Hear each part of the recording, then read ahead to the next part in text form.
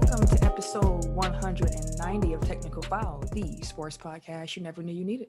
And it's your boy, TIMKINZ, the number 3, a.k.a. Ass Ketchum, a.k.a. Mr. Give It To Me. How y'all be this week? I'm the Eric J. Only known as The Eric J. And I'm Camille, point guard of the crew, the real life Tifa Lockhart, the girl next door. You know, holding down for all the women who love sports. And it's your boy, K. Harris, the gentleman.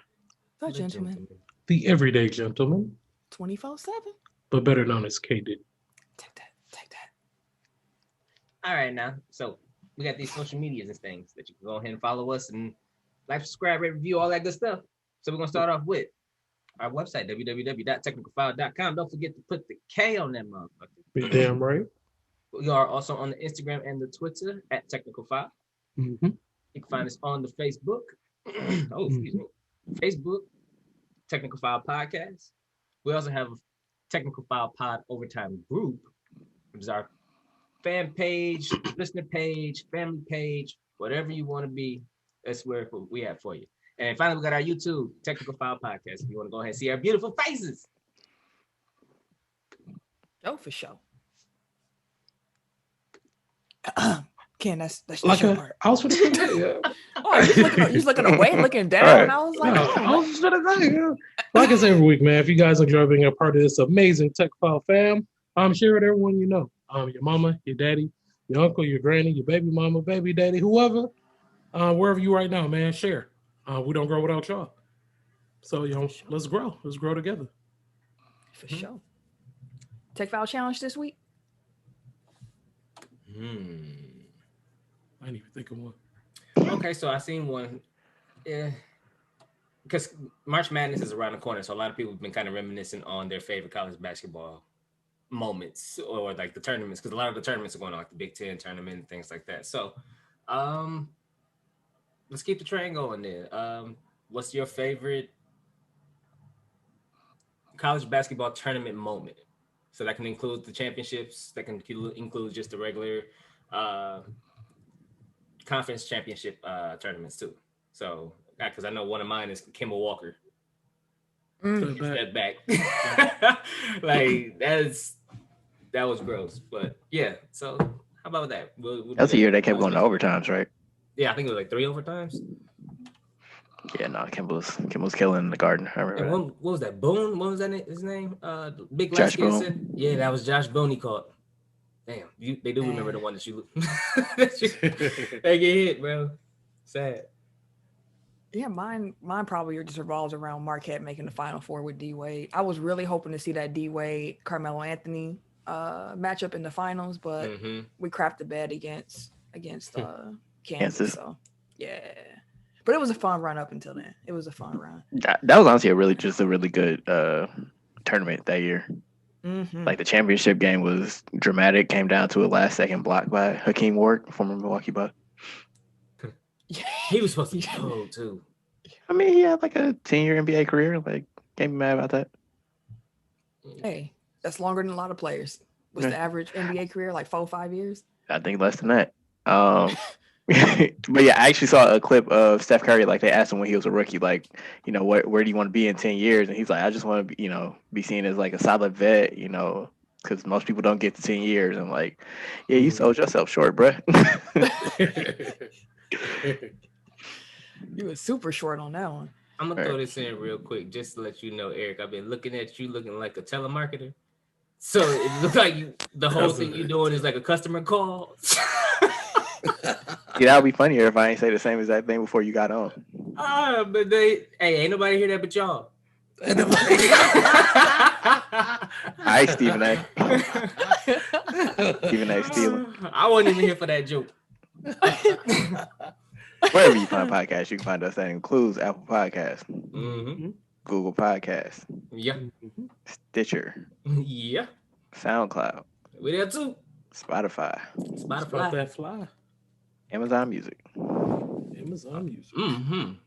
almost did. I almost was like beating on the table and doing monkey noises and shit again. So I had to just it. It was almost natural. I don't know why. We're gonna roll right past that. iHeartRadio, Himalaya, Like a player. Wooshka. Wooshka. I forgot Pandora. Be there too. And the Good News app. Good The news show. radio. Well, reminder, y'all. That's what we're doing. Hey, if Kim want to use his radio voice for good news, that'll work for me. Reminder, y'all, check us out Tuesdays between 6 p.m. and 8 p.m. Central Time on the Good News app. Shout out to everybody listening on the Good News app. A benefit of that, outside of hearing the podcast after you record it live time, you can join the little chat room and be part of the show as well. So make sure I download that app. Join. Do it now. Yep. But while you're there, make sure that you like, subscribe, rate, review. 5 stars better. It helps us and we appreciate it. Oh, for sure. We do not grow without y'all, as Ken said. And those reviews and ratings go a long, long way. So before I get into the top listening cities and we do the sport fact, I want to shout out the Give Me a Buck podcast for having me on. Definitely appreciate y'all fellas for doing that. So make sure y'all check that out. Thank you for taking advantage of the booking info in our bio. Right. I appreciate that. They reached out and I was like, y'all listen, y'all got the booking info. I appreciate that. Making me feel like I'm somebody. But shout out. Somebody think you're special. Hey, my mama thinks I'm special. That's all that matters to me.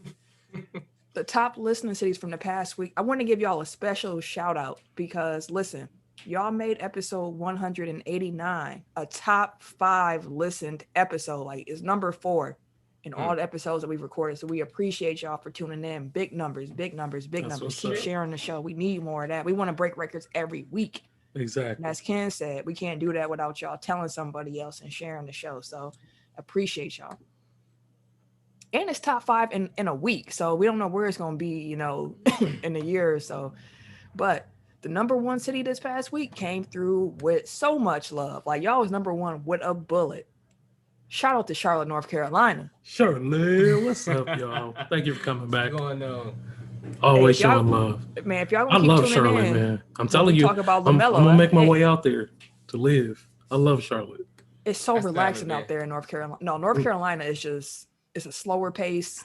You just be chilling to be nice outside most of the time. Yeah. That's what my journey have yet to take me to, like the Upper East Coast. Like I haven't been over or north to the Carolinas. But good I gotta get there. So I really haven't been on that. Right, because I've been to Georgia, I've been to Florida.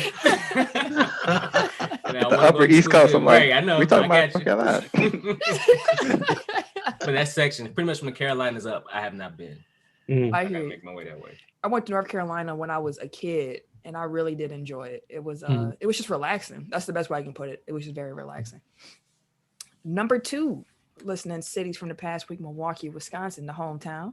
Milltown. What's up, though? Y'all need to be number 1 though. Y'all let Charlotte all do y'all. Hey, Charlotte came through. We need y'all to come through. Milwaukee, what's good? Number 3, we got Seattle, Washington. Hello. Appreciate y'all. Number 4, we got Boulder, Colorado. Boulder. Okay. I knew you was gonna say that. Yeah, I thought he was gonna go with a party joke. I knew it was just a deep Boulder. Number 5, we got Racine, Wisconsin. Ray Silla. What's going on? Welcome. That's what I was waiting for. Hello, neighbor. Number 6, I believe y'all are new here. Merchantville, New Jersey. What's going on? Welcome. Y'all come back. Appreciate y'all. Exactly. We appreciate y'all. Number 7, we got Cypress, Texas. Cypress. Oh yeah, y'all be here every week. Number 8, we got Welcome Oak Creek, Wisconsin. Hello, Oak Creek. What's going on? Number 9, we got New Berlin, Wisconsin. Hello. New Berlin. You've been coming every week. And then number 10. Pause. Number 10, we got Copris Cove, Texas. Copris Cove. Consistent. What's I going ain't on? heard that name in a minute. Appreciate y'all. Thank you. International listeners, we had 2 other countries check in this past week. That included Belgium. Belgium, welcome back. Y'all been consistent, Belgium. Exactly. Y'all have Right, been. Trusty old Belgium. Stay there. Appreciate y'all tuning in. I wonder if Spain moved to Belgium. Since Spain been gone, Belgium been strong. Right. And then we also have I see you with the Canada. bars. Natural, you know what I'm saying? Shout out to Canada. Shout out to Canada. He just trying to impress dudes and shit. He trying to get on Duke's next Listen, I've album. been freestyling for a long time. My kids will tell you. They tell me shut up. I could tell you. But I can't. Bust one right now. Tell you. There have been so many times. How I know? No, Tim got to be drunk. Like we be out, and then Tim get drunk, and he'll be in your ear like, "Hey, hey, hey, hey," and then he just start rapping, and I'd be sitting there like, and you know me, I was be sitting there like, "Get it, go on, yeah, Tim." Hey, I'm just hyping him up, and he just sitting there flowing. And you know, sometimes it be trash, and you know it. The other times I'm like, "Oh shit, that was nice." Hey, I just be the hype man. It'd be funny though. I've been doing that forever, dude. My dad used to do that when we used to go to St. Louis. He used to just randomly rap. So it's in the family. That's what you're saying. Yeah, so it's just the thing we do. Just. I said, hit me looking ass. No, but he had a thing. He has an ego, so like he had to put Tim in everything. So like, 8-ball in more ways than one. Right. My sister's name is Tim Mia. Like, come on now. Like, your sister name is Timia. I was like, that's a unique fam. Yeah. So he used to rap, and every time he had to put Tim into it. So I was like, yeah, okay. Put a little Tim in it. Okay. Pause. Sport fact of the week. Reckless out here. Sport fact of the week. What we got? No way to segue from that. It ain't. You just move on. So March 8th, 1971, Joe Frazier retains his heavyweight boxing title with a 15-round unanimous decision over Muhammad Ali at Madison Square Garden. Frazier had been the champ since 1968, and it was Ali's first bout since March 22nd, 1967, just before being stripped of his championship for refusing induction into the armed forces. Ali was knocked down, or is knocked to the canvas with a right on the jaw in the 15th round. After regaining his feet, Ali staggers to the finish. He went on to defeat Frazier October 1st, 1971 in the Philippines with a 14-round TKO in the fight dubbed the Thriller in Manila. So, fight of the century on this day, 1971. So 40 years ago. Damn, people in the 70s is 40 now. 50. Shit. My math is off. 50. Y'all just don't let me flow with it. Hey, I be trying. I forget how old I am. So, yeah, you know, people born in 81 are in their 40s now. Yeah. Hey, that's coming soon. You said 80 when you started talking about the 80s, and I started listening. Like, wait. If you're born in 2000, you can drink now. Yeah, my youngest sister turns 21 this year, and I haven't drank hard liquor, and it'll be probably 3 years around her birthday. But I told her I was going to have a shot with her on her birthday. I'm going to be so drunk off of one shot. It's going to be crazy. You're going to be hurting that next day. It's going to be crazy. But I got to that's my baby sister. Like, she's turning 21. Like, I got to have a drink with her. Turn up. Barely for me. I'm a finesse it. I'm gonna make sure she have a good time. I'm a chill in the corner. But let's get into these topics of the week. NBA All-Star. Normally we say All-Star Weekend, but it was All-Star Day that took place this past weekend. So before we even got up to the game, Devin Booker had to have an injury replacement. Mike Conley made his first All-Star game, being that replacement for Devin Booker. He also replaced Book in the 3-point contest. Almost won. Joel Embiid, and Ben. Yeah, he almost did win. He almost did. Joel Embiid and Ben Simmons were ruled out of the All-Star game due to contact tracing, since their barber had a positive COVID test. And when that news broke, Twitter just was all a flirt. Like, I knew we shouldn't have had this All-Star game. And it's like, I mean, I don't think any of us on this show were really myself included. No, but I was with them. Excited about the All-Star game, but I was excited, but no. I mean, it should be noted that they did not this didn't happen in Atlanta. Like, they got cut in Philly, and that's like they probably would have got cut up anyway. The people getting haircuts. So, can you imagine being that barber though? Like, you take down 2 All-Stars. Ooh. Man, I hope they was crispy. I don't know. Is that still your barber? Right, that's what I'm saying. Like, did he just fumble the biggest bag? Like, NBA players get cut like way more frequently than a normal person does. Like, yeah, in a heartbeat. And you had again like 2 max players on your roster, like, and now you make them and miss the two of them All-Star caught game. it. Like, and they're gonna miss some regular season action as well. So their return dates are Friday and Saturday of this week. So they're gonna actually miss some game time as well, in addition to that All-Star game. That sucks. So at least they were able to catch it. The NBA did report that there were no positive tests that came from the All-Star game. So that is a positive of an seemingly unnecessary risk, but we know money rules everything. So hey, All-Star Atlanta Day shaking. I was gonna say the NBA can say that they had no positive tests. I don't know about Atlanta though. That motherfucker was shaking.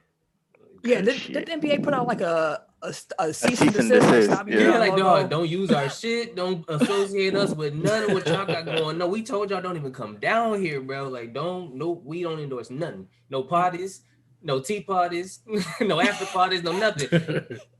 As far as I'm concerned, though, like that's like passing the buck. Like you host this event that you know brings in like so much extra shit, and then you throw it in Atlanta. Like, you think people aren't gonna find an excuse to come to Atlanta for All-Star Weekend, regardless of what the NBA says? Like, the first one, you gonna hold it in a wow, yeah.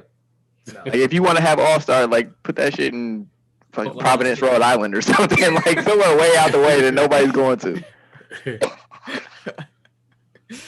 Like, yeah, that was wild. It was people who was traveling down there who didn't have no money. I saw so many GoFundMe's, like, please get me back home. My unemployment didn't hit. And I'm like, bruh. I'm trying to get back to my kids. Like, why'd you leave them in the first place? Exactly. You see your goofy ass down there, folks.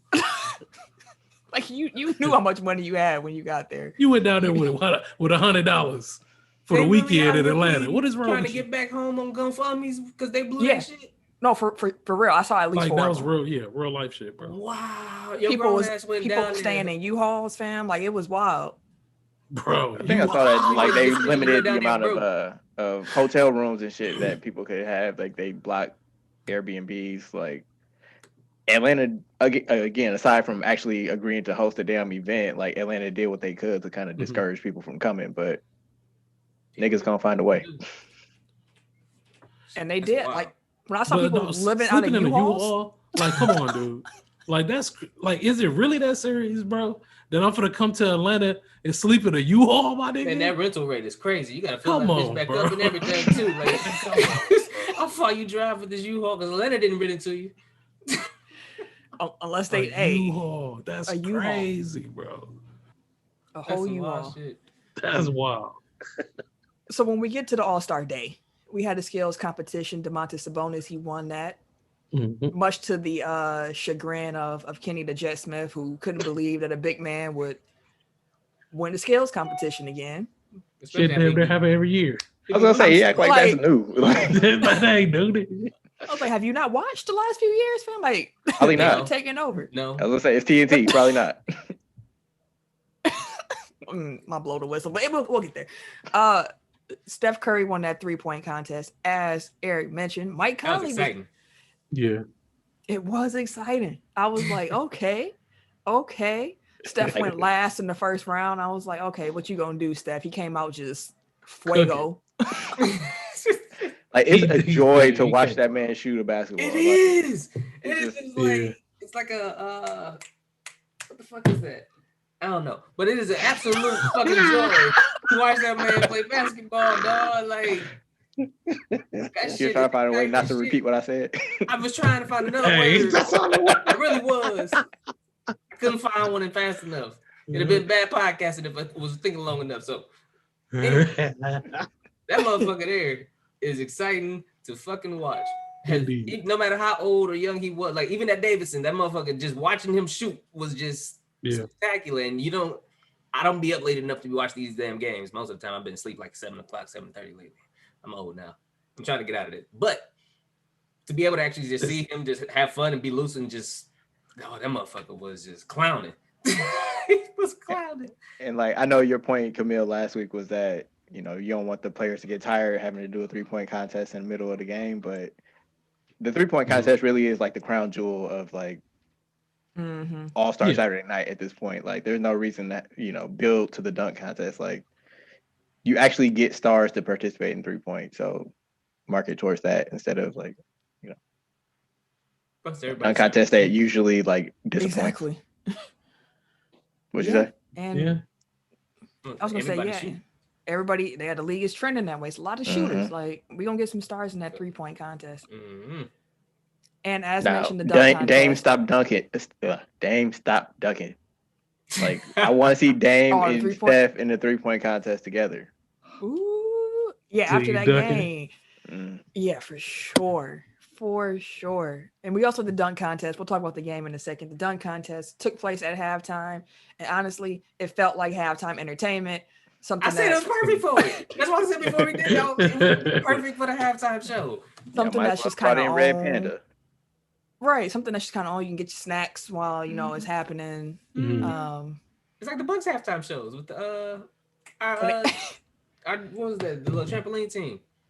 I'd almost rather watch the trampoline team come out and dunk rather than what we got. Like, it was it was fine. Anthony Simons won with the fake kiss of the rim dunk. I mean, he was right there. Yeah. No, he didn't kiss it on purpose. Like, he probably would have like busted his lips up if he would have actually. Come on now. Like, I'm not discrediting him at all for not actually putting his. First of all, putting your mouth on a rim, that's disgusting. Exactly. Hello. Colon Club. Lord Jesus. But yeah, it was cool. It was fine. It was halftime. He can jump, dude. He got some hops for real. Yeah. He got some real booms. Yeah, he for real got some booms. Some people had some problems with the judges, saying the judges was hating a little too hard. I was like, I don't. That many of y'all got former dunk champs too. They were, yeah. So I didn't mind. I do like having former dunk champs as the judges though, but it was funny listening to Josh Smith. Josh Smith. I was like, where'd they get Josh at? With Josh Smith, man. Big contract, Josh Smith. And then the grand finale, you had Team LeBron up against Team Durant. It was no contest. Team LeBron won every quarter. They won the final game 170 to 150. Giannis Antetokounmpo was the MVP, going to perfect 16 for 16 from the field. Before y'all fellas start talking, for all y'all niggas out there saying he didn't deserve the MVP award, square up. Square up. Who else did though? If he didn't, they said Steph deserved it. Steph or Dame. Yeah. And I'm like, if you want to argue that you missed no shots, bro. Not one. And hit 3 threes. Like, it's not like he just and one of them was a step back 3 and try to hit them with the Brown turnaround. And that step back was so ugly, but it went in. It was the grossest step back. You're screaming, "Oh my God! Oh my God!" And he hit it. Oh my God! Surprised himself. Right, Brown hopped up. Okay. Him and Jokic was skipping down the court together in celebration. But no, for real, like, if you think that Dame or Steph should have won it, I can understand that. But don't say Giannis didn't deserve it. Like, that's my argument. Like, if you think someone else should have won it, that's an argument that we can have. But when you say he didn't deserve to win it because all he quote unquote did was dunk, you just saw Zion miss 4 dunks in the first quarter. Like, come on, fam. He had the LeBron. same chance. LeBron missing layups and like, come on, man. Rim. I mean, like, geez. I was like, ooh, what's going on? He missed that dunk and he's like, y'all young dudes got it. Yeah, y'all got it, bro. Yeah, he didn't come back in. He like, I'm straight. I'm cool. And Steph was like, hey, I fuck what y'all talking about, bro. We finna try to put the like, I was just laughing because I'm like, think of the bigs out like Jason Tatum and them, like, bro, we not finna go at half court and guard these niggas, bro. Just shoot. And they was like, no, and you could tell they was literally talking to each other like, I'm gonna take a half court shot. You gonna take one next? We gonna just do this back and forth. Let's see who can do it first. It was a sight to see, dog. And then they hit back to back dang near half court 3-pointers, like back to back. That's crazy. Oh, that's it. That's it. I mean, Dame says that he's working on like getting his range to half court, so it's not even like. That's crazy, bro. That's some wild shit. You just did y'all see Paul George comment where he was like, I guess I got to take back what I said about that being a bad shot, that Dame shot. Like, that's his shot. Just hate him. Like, you gonna get me? Yeah, he sent you home. You keep trying to play good defense. You there in the pictures. You there in the pictures. Jesus Christ. He is though. He do. All pictures. This really is the anti-Paul podcast. Like, with no pause on this show. No Paul Pierce, no Paul Pierce. George. I Hey, no, hold on, wait. I mess Paul with Wall Paul may be the Wall. only Paul. He may be the Paul only Wall, Paul. people's champ. I mess with Yeah, we Paul fucks Wall. with Paul Wall. We know you listen. We fucks with your bros. We fucks with you. But Pierce and George. Nah. Although George is really only Ken, but yeah. Man, fuck him, man. Everybody, we collectively. If one of us do, we all do. Goddamn. He's gonna drag us into the fight. All right. Where was that energy when I just said Paul Wall? See? Oh, that is true. Different when you're friends. You be like, oh damn, we jumping friends? Right. Like, no, man, I can't y'all all be friends? Please. But no, did y'all enjoy the All-Star Day? Would y'all prefer to see it go back to the weekend, or do y'all like the condensed format? There were a few players who mentioned the fact that, they liked it being just one day. Like it was a lot easier. They just wished it was fans there, but they didn't mind having everything in one day. It's probably like a festival, like a big ass party. Yeah, it was cool. And I would imagine for them, like in a normal year, that gives them more time to party too. Yeah. They say when that first open one is gonna be in Miami. Watch. No, they already got change it. They ain't changing it, fam. They already got all that set. But yeah, y'all can have like the Rising Stars game and that celebrity game like the same night. Y'all can do that one night Saturday. And then but you gotta think about for TV purposes, like they want ratings both nights, so they're gonna try to stretch this out as far as they can. Well, normally the Rising Stars and celebrity game, that's normally the Friday night, and then All-Star Saturday night, and then Sunday the game. So yeah, you're right. They ain't gonna do that for the TV money. You're right.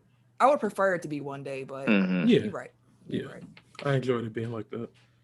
It was cool. I didn't need to see Anthony Hamilton singing. I was like, where's Charlene at, nigga?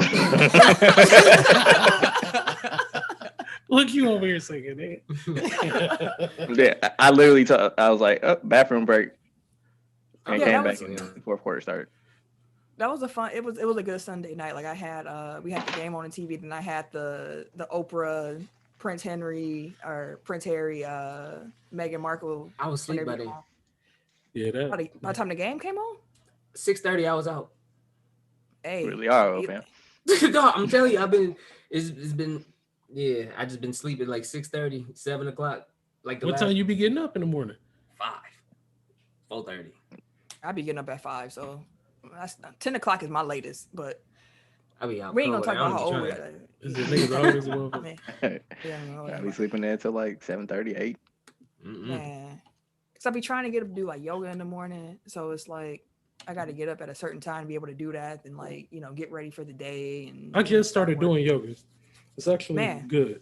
That's hilarious. Good. It's good for because it's part of my my workout regimen now. It's good for the mind and the body. Like it just helps center. I like it. I can only do maybe like 2 moves though. I'm about to say it's hard as fuck. It's a lot harder than you think it is. I can do 2 moves effectively, but listen, when you got the 2 moves down, that's all you need, right? Exactly. Look, when I was introduced to yoga, it was through like gentle yoga, so I thought that was it, and then I took like an actual Vanessa float, like, and I was like, oh my, my Lord Jesus, and I'm in downward dog. Like, this is a resting pose. I'm like, who resting this? This is difficult. But no, for real, the more you do it, you do see your body like getting stronger. It's a cool journey. It's a real cool journey. So I'm gonna have to talk to you offline about that, Ken. I'm gonna share some yoga stuff with you. But yeah, any other thoughts on the All-Star game? No, it was a good time. Haters gonna hate, they hated on Giannis. They gonna hate. But it's interesting that I seen him like every time I seen Giannis, he was hanging around with the guards. So he was always with like during the game, it seemed like he was around Steph, Dame, and what was the third guard? He was also around Jokic a lot of the game. I was gonna say he's around the Euros. It was like he's around like Jokic and Luka. Yeah, he's around them a lot. Also, I noticed that like Team LeBron is very international, fam. He had the international market on lock. They cold, bro. They all cold.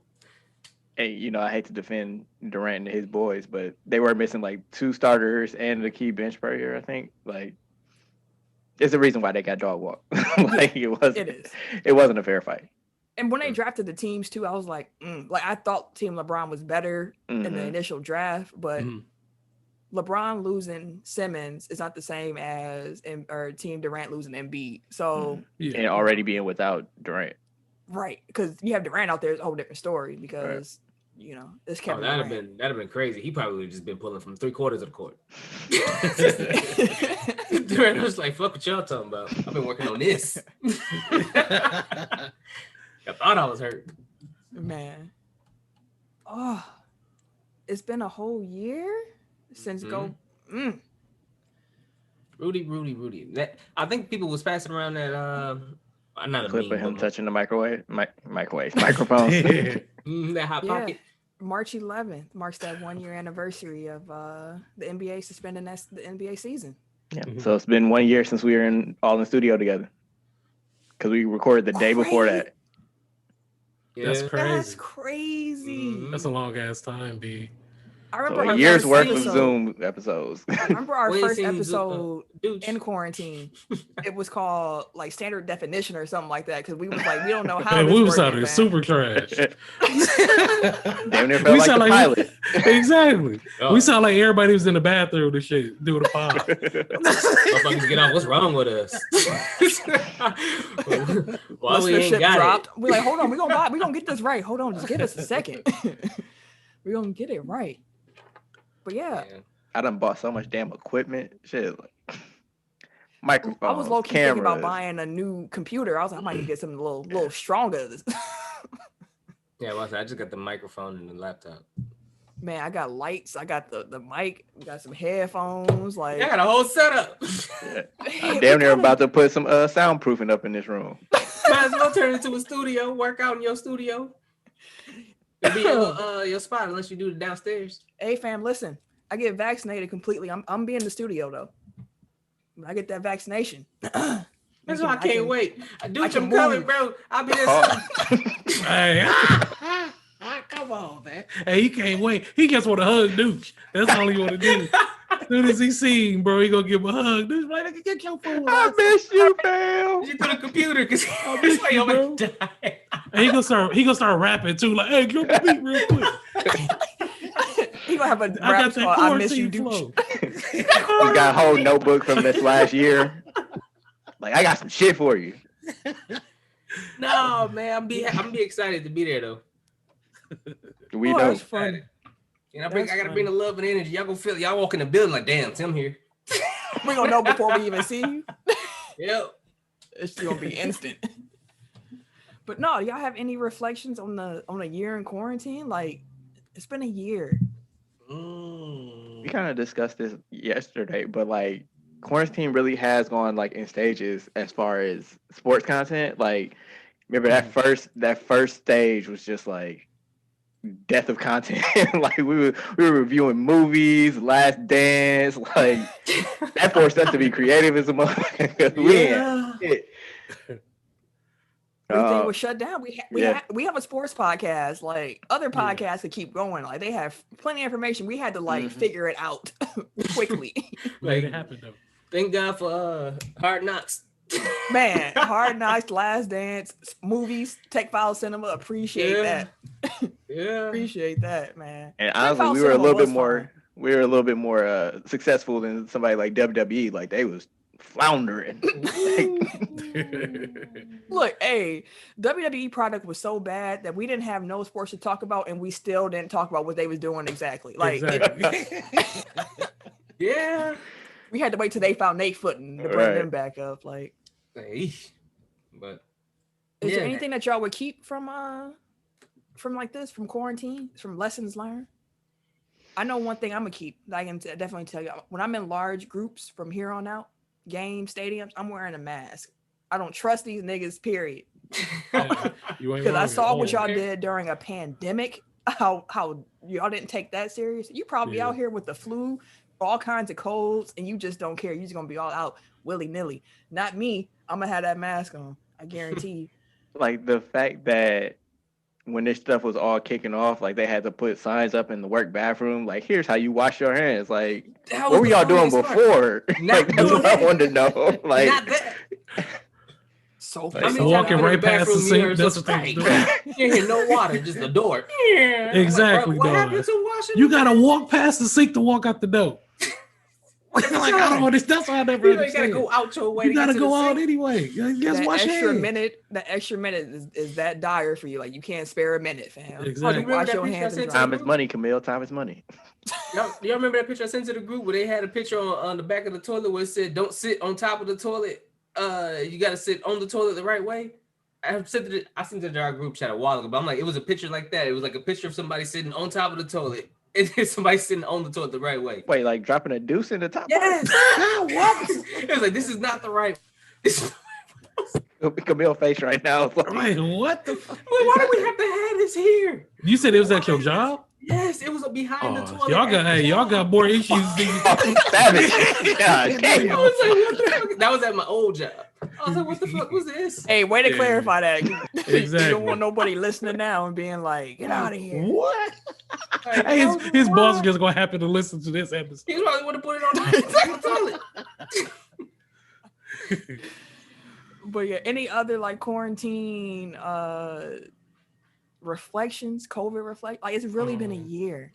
Yeah, I know. I think the biggest thing for me is like I had COVID. So like experiencing it like firsthand, like going through it, like literally, like it scares the shit out of you. Like I was terrified, yo. It was like the worst. And mine lasted for like almost like 3 weeks. Called pneumonia, all of that. I lost weight, all types of shit. So it just made me like be more serious about like my health and stuff like that.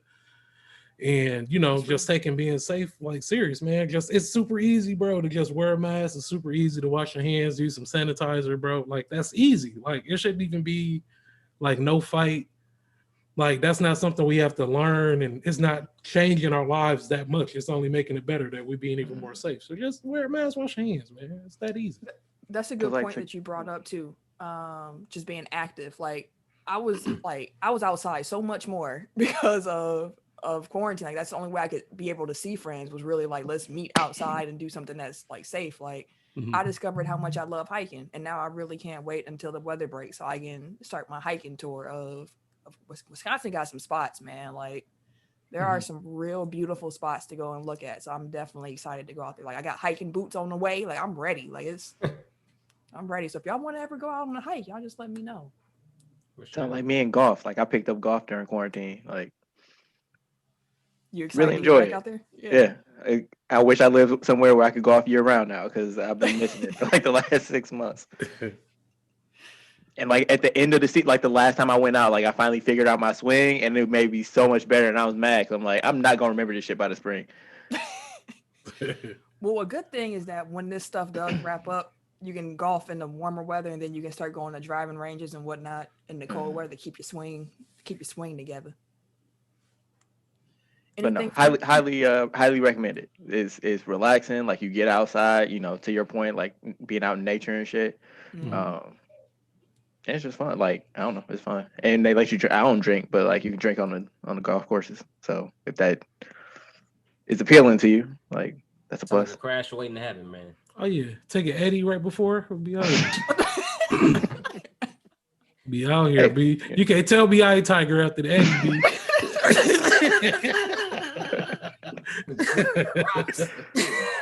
I'm at least Arnold Palmer out here. Somebody, motherfucker. You go. All right, I hear you. What was we had him on the radio. Hit It Hard. What was dude's name? White dude. He won one time. John Daly.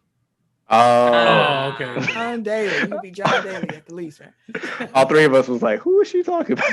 Like, it's like Hit It Hard. We had to just wait. Hey, we can bring that. We can have that as a replay if y'all don't remember "Hit It Hard" by John Daly. He was doing his thing. I feel like that was a no-go on the replay on that one. I'm pretty sure I can almost guarantee. It was like a country song, right? Big no. I think I liked it. If I remember correctly. I don't remember. Yeah, we can run it back. I don't remember. I think I like that one. But yeah, Tim, do you have any quarantine thoughts or things that you keep in? I mean, I like the sanitation portion of it, just like with everybody across the board, just like the sports teams, the restaurants, the facilities, like everybody just have to necessarily step up their game. So now that's probably going to be a part of their regimen from here on out, is to make sure that, like, nobody want to get this shit. We don't know how long it's going to be until we good, but as far as a normal practice, it doesn't kill you to have shit clean. So That's very true. There you go. Yeah. One last thing before we talk about Dak Prescott. This whole year has made me realize just how important like my friends and my family are as well. Like I didn't realize how much I can miss people until I can't see them. Like I see y'all on screen every week, but it is not the same. Yeah. And I can't I told I was telling my best friend Sam, Tim's wife, like I'm going to like bawl when I'm able to hug you. Like I was crying when I saw her and my other bestie like outside. That was we were cute. all They was like, oh, like, oh, look at y'all. Like, and I couldn't even hug them. Like when I can hug my friends again and like hug my mom, like I'm gonna just be emotional. Like I really like that's important. Like I'm going to definitely prioritize relationships a lot more going forward. Yeah, I thought one last thing I wanted to keep, which is curbside pickup. Like if I God, can order some food and not have to get out my car to get it. Yeah. Yes, please. Curbside.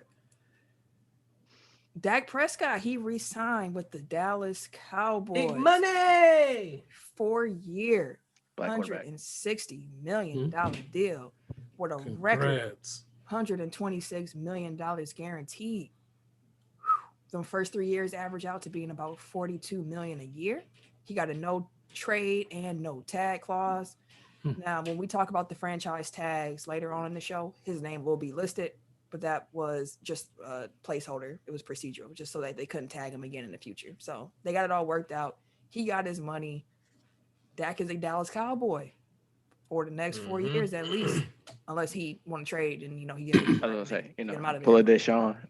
Right, but hey, Cowboys probably looked at what they had last year without him and realized, yeah, definitely need that man. And if y'all was smart, y'all would have paid him a few years ago, and then y'all would have got off cheaper. But hey, the price of waiting.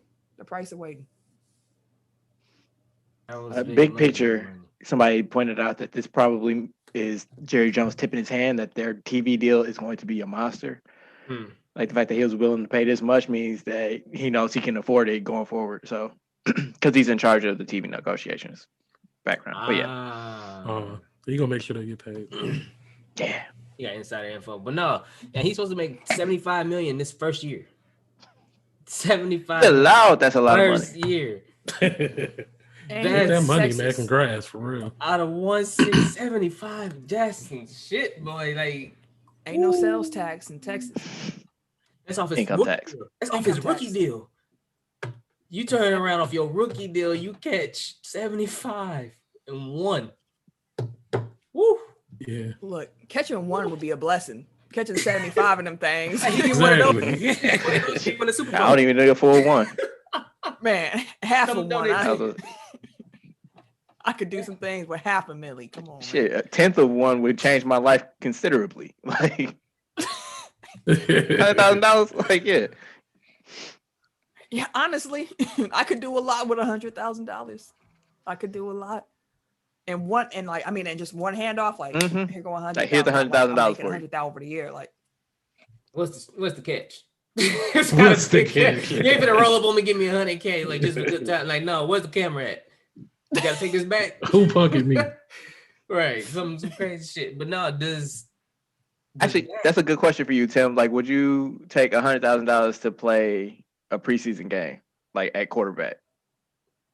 Depending on the team. Can I play for the Colts? Sure. It matter. You can lace it. Put me out there for 100,000. I'll get hurt, but I'm saying like live tackling. Y'all taking that? I'm not playing for like the Bengals. I'm not playing for like the Giants. I need a line.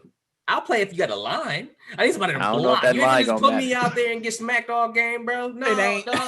No, it ain't sweet. The Jaguars, some make something happen. Hey, I feel like a good line makes a difference for like professional quarterbacks. Before a dude off the street, like I think you're not getting rid of the ball quick enough. Like. No, man. I'm running all damn game, bro. Hey, Tim, I think he's Tom Brady and shit. No, I don't. I know. Like, you're taking the same amount of hits. They may save you 1. Like that's about it. No. You can be running for your life, and you talking about Russell Wilson. Tim is athletic, so like he's at least quick. I don't know if he's NFL quick though. Like not no more. Yeah, that's what I'm saying. Like you today, like not no more. Actually, I've been working on my legs, so I don't know. We'll see when I get out there. Wait, you gonna get out on the NFL field? Where you going? Where you no, bro. I'm talking about when I get out here and play these sports.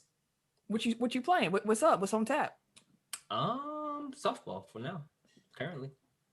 Oh, okay. Out here. But I gotta get right. Hit You know what I'm saying? dingers. Get the hips going. You know, gotta get the the torque going. You know, the lower extremities gotta Torque be nice team, and I solid. see you. You know, right thighs. Speaking of Dak, you're gonna be looking like that meme where he just like Just working on the swing. No, but Twerk. Dude. yeah. But yeah, shouts to Dak, man. Pay that back, for man. They still ain't winning nothing. I don't care what y'all talking about. And I'm gonna stand on that. Y'all still ain't winning nothing. Y'all had them for 4 years. He a true Y'all ass. ain't They won might- nothing then. Don't think y'all finna win nothing now because y'all done signed them back. They might win the East. They're probably favorites in the East. Yeah, they Shit, they definitely should win the I mean, East. that's not really saying much, but Hey, Right. Hey, it's winning something. for real. team damn near won that with 6-10. Like, You know what? You're right. You are Well, right. he got a division title under his belt already, anyways. probably. Yeah, okay. Congrats. It's someone new win the NFC East every year. It's hard to keep up. Can't keep up. It's a new team every year. Brooklyn Nets. They signed Blake Griffin. Okay. Vet man. I mean, we've talked about Blake in the past few episodes about how we think he could be useful. There's a situation where he should be useful. He gonna be super useful. Now, I've seen some people being like, what if he was in Detroit this whole time playing around? Now we're going to see old Blake. And I just want to tell y'all that's not going to happen. Old Blake is gone. Mm-hmm. There ain't no more keys to be jumped over, fam. That ain't in his arsenal no more. He is a playmaker. He is a plus passer. He shoots a lot of threes. He ain't been making them this year, but he has previously. Yeah, he shoots a lot of threes. And defensively, meh. I'll give you a meh. Okay. Like, he's smart, so he knows where to be. Like, can he actually guard people? We'll see. He got targeted a lot when he was in Detroit. You go at Blake, and me thinking about the Bucks, you go at Blake. Like, Barbecue I'm sure chicken. Like, you go at Blake. So I'll be curious to see how they scheme him in there. I did see that he was between the Lakers and the Nets, but he chose the Nets because he felt there was a bigger opening in the big rotation for him there. That's why I feel like he'll be good over there with the Nets, because you got Blake going against pretty much the second unit now. Like, Blake Griffin can get his shit off against the second unit still. I wouldn't say Blake Griffin against the second unit, then their second unit is actually not bad. You're saying Blake Griffin like he's still Blake Griffin. He not No, Blake I'm Griffin. not saying it like he's still Blake Griffin. That's what I'm saying. Like, at this point in time now, he's still serviceable enough to where he can work the second unit. If that's all the competition that he's going to be playing against right now with the Nets, because they're going to focus on KD, Kyrie, and James Harden. 99 times out of 100, them threes will get the looks outside of Blake Griffin. I think it's more beneficial for him him to be playing with those guys, because then he's getting open shots. Like, correct. Him trying Because to be if the he's focal on the point second of a unit by bench himself- unit, right? Like, that just defeats the whole purpose of him going there. Oh, no, I'm not saying don't he be can be the just like focal point. Detroit again. I'm just saying, with the skill set that he still currently has, Blake Griffin shouldn't have a hard time getting his shit off against the second unit, which is going to be key for them with their bench. I'm not saying he's going to be the number one option, but Blake Griffin still can give you 20 to 25 against the second unit on a regular. I don't want to say on a regular basis, but You almost he'll did. give you that. He'll give you that. He'll give you that, and I guarantee you he'll give them that. Watch. If Blake Griffin scores 25 points in any game this season, I will give you $20. All right. But if you don't, you gotta give me I ain't gonna $20. say that because 25 points. The amount of open looks and probably the run that he'll probably get with that starting five. Okay, I'll take that bet. I think 25 Blake points. will pop for 20, 25 at least 25. once or twice. But I don't see it. but I don't see it. I'm kind of in the middle of that because Tim's talking about more like the way you were talking made it seem like you think he can do that regularly. I don't see that. And Blake, I don't care if he's on the second. Like, you can put, if you count up all of Blake's second unit points, it ain't gonna be an average of 25. Like, that's beyond him. Like, That's not what I was saying. Like, that's right. Okay, what were you trying to say then? No, I'm saying that he can give you that against a second unit. And you're not asking Blake Griffin to give you 20, 25 a game. No, that's not what I'm saying by a long shot. Let's start over then. What do you think Blake is going to give them consistently? I'll say about 14 a game. He's doing 12 for Detroit. I'll say 14 again. Okay. Do y'all think them getting Blake changes their championship odds? Like, do you think they're more threatening now with Blake? No. It gives them more firepower again. Like, just gives them a little bit. I won't say it's moving the needle at all, but it doesn't help to have more firepower in like the number one offense. Let me ask you, like, have you seen Blake this year? Mm-hmm. Have you actually like watched him in game? He looked the one game that we played him, but I don't know if how many times he played against them 3 times. Like they played 4 times, but he only seen him once. Only seen him once. That one game. He it's rough. But your Blake sample size is off of one game this season. And I'm telling you, he gonna average 14. I think she was asking that just so we know like where you coming from. Right. So that's what I'm saying. Like I'm just trying to understand. Yes, and he's gonna average 14. So I mentioned this I think last week or week before where I brought up Steve Novak's comment that his coach told him where like I don't expect you to necessarily be a defensive stopper, but while you're out there, you need to be a plus. You need to be scoring more than whoever it is you holding. I don't know if Blake can do that anymore. I don't know if what he's going to be able to give you offensively is going to erase what you're giving up defensively. Now they're going like Brooklyn's weak spot is already their defense. Mm-hmm. So I was watching, I saw a thread. I think it was Steve Jones Jr. Yeah, who had a thread about Blake's defense, which I'll recommend anybody go check that out. There just follow him in general. Where you can make period. Like that's a follow. Like if you like basketball and you want to be like a smarter basketball fan, like and you like just watching, like his film breakdowns are excellent. Follow Steve Jones Jr.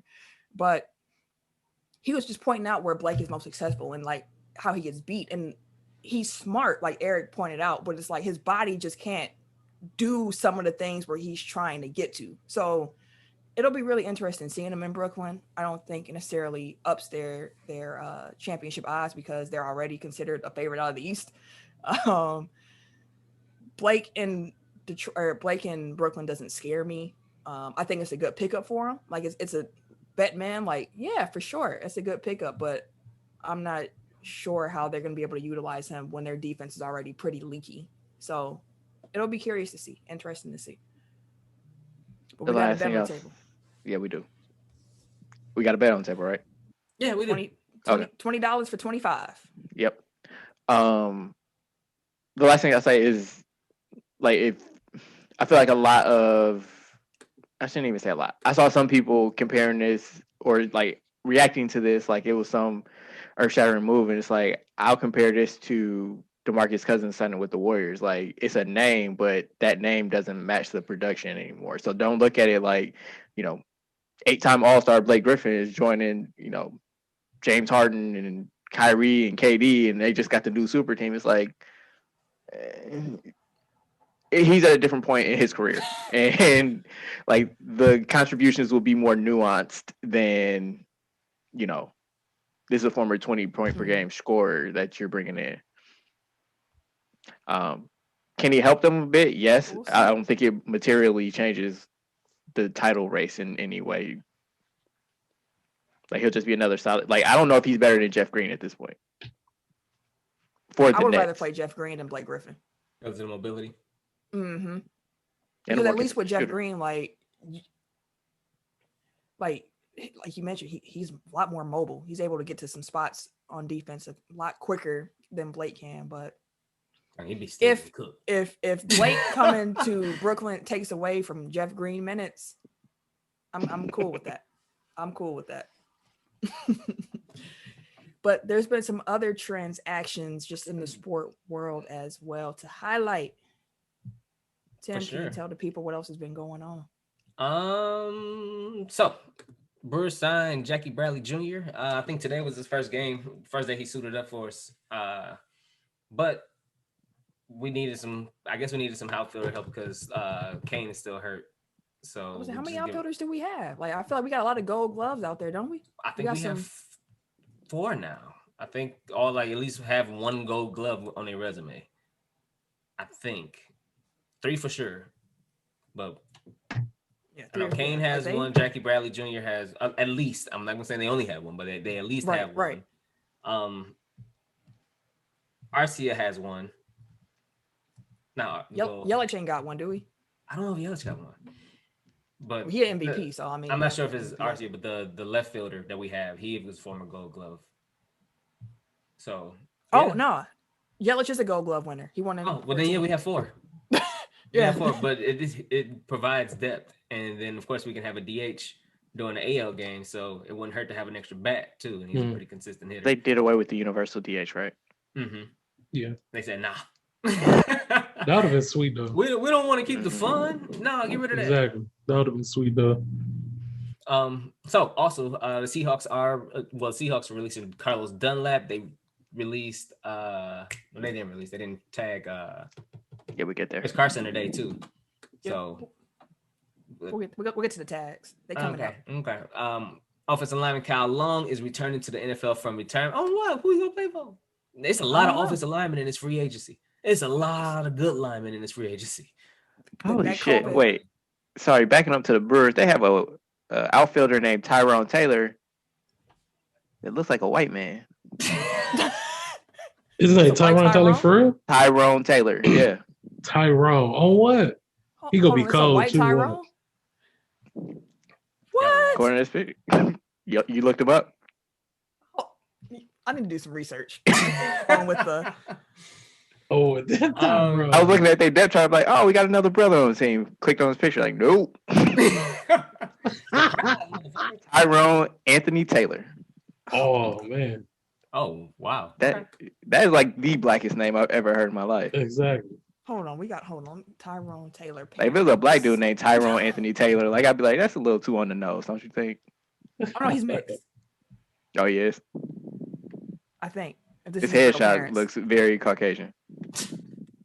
Very Caucasian. Anywho, New England Patriots are acquiring offensive tackle Trent Brown from the Las Vegas Raiders in a trade after agreeing to a restructured 1-year contract worth up to $11 million. The Patriots are sending a 2022 5th-round pick to the Raiders in exchange for Brown and a 2022 7th-round pick. Back home. They trying to get Jimmy G too. I'm like, bro, y'all everybody back. Y'all gave him away to get him back. Trent too. Come on back home, Trent. Let's get Jimmy too. Next is gonna be Jamie Collins. Hey, Trent was happy too. Like when he heard that news, he had posted on his Instagram and just said, "I love it here." And it's a picture of him like holding his hands up, like yes. Like, I guess he couldn't wait to get away from Coach Gruden. Well, also, I mean, $11 million doesn't hurt. It does not, and you get to be a free agent again next year. I mean, he was going to earn almost 14, and then he. But I think he's had like 2 years on his deal now. Yeah. But Ersan, Ilyasova, but Illy went back to no, he not. He used to play for Utah at one point, didn't he? He did not. I don't think he played with Utah. He didn't play for everybody. Damn, I wouldn't be surprised. But Ilyasova signed with Utah. I'm curious to see Good how for Ersan. Serviceable he still is. Yeah, I was hoping we was considering him if he wanted the big body, but as of right now they can't sign anybody until I think April 7th is the date. So we got some time before the Bucks got enough money. But no, I'm really happy for Ersan getting a chance to get back in the league. So yeah, I'm all for Ersan. After I think he's listed at 33, I think, but there are rumors that he might be older than that. There has been discrepancies. There's actually, like, if you look up Arsan Ilyasov, like there's a whole backstory. Like apparently there was a guy by that name that came from like Kazakhstan or something into Turkey and then disappeared, and then like 2 years later Ersan Ilyasova popped up. Wow. Like I'm dead ass. Like it's yeah. So that's crazy. And like there's no record of Ersan Ilyasova before he just popped up as like a 19-year-old NBA prospect or something like that. Wow. That's wild. That's funny though. But his father claims that he was born at home and he just never gave the paperwork for like his birth certificate. Right. Bro, he 19 years in Catholic. I don't need no birth certificate. Shit, raises and shit. Get it how you got to. Yeah, well, he got millions of dollars now. So right, he's listed as 33, turning 34 this year. So take that how you will. After Woj cost him $7 million though. Yeah. Man. Yeah. But I'm glad to see he got something. And he has like he's on the team with the best record in the NBA, like which and it's he's not used Brooklyn, to being so on. I'm happy about that. He ain't in the East. I'm really happy about that. I would hate to have to cheer against Ersan. Like as a Bucks fan, like Ersan has a special, like a soft spot. Right. In my heart. I Like, wouldn't mind him back as a fan favorite. Like, Also, he would have pissed Ersan. me off like taking the charge from Giannis. So because he would have at least twice mm-hmm. in the same game. So Christian from WWE, Edge and Christian, he is now Christian Cage over at AEW. He was their big reveal, their Hall of Fame wrestler. The hoorah! This is what we were gonna drop on WWE head. It was Christian. I was like, okay, that's cool. Like. They made it seem like it was for to be like Brock Lesnar. People were talking about CM Punk. Yeah, they was talking about AJ like, Lee. They was talking about like people was Christian. That's why the old adage is undersell, over deliver. Like you don't build this up if you can't deliver on, the speculation. Dog, that was twice in one night because that damn fireworks at the end, that Kenny Omega match. Like, what the hell was that? So what the hell was that? I didn't hear too much about that. Like my husband, the mayor, he was telling me about how disappointed Kenny Omega was because they was hyping this up as like this dangerous like fire match with. It was explosions around the ring. Like they had barbed wire for 3 of the 4 ropes is completely barbed wire, and then they had the barriers like barbed wire, and then they had tables and stuff like that out there barbed wire. But underneath the tables they had like explosives. So if you hit those wires, it's supposed to boom blow your ass up. It was just the whole thing was booby trap like some Home Alone shit. And at the end of it, it was supposed to be this big ass explosion. All of this shit was supposed to go off, and instead, it was like Christian intro. It was just sprinkling fireworks on them niggas in the middle of the ring as they covered each other up. Because he was supposed to cover them. Thought it was gonna be a big explosion, like for the heat and shit, and instead it was just sprinkling them with fireworks. I had to Google this. I need to see these fireworks. It was he's like trying to cover. He's covering his body like. Man, that ain't. That's what Goldberg walked through when he come out, fam. That ain't. Somebody set that video to Goldberg's theme song. It was terrible. It was supposed to be big kabooms and all of that shit. So I gotta send y'all this link. Y'all gotta see this. This ain't nothing. It wasn't nothing, and Twitter lit his ass up. They lit their ass, and then y'all was talking about some damn Christian. Y'all brought the big show to bring over Christian. Hey, look.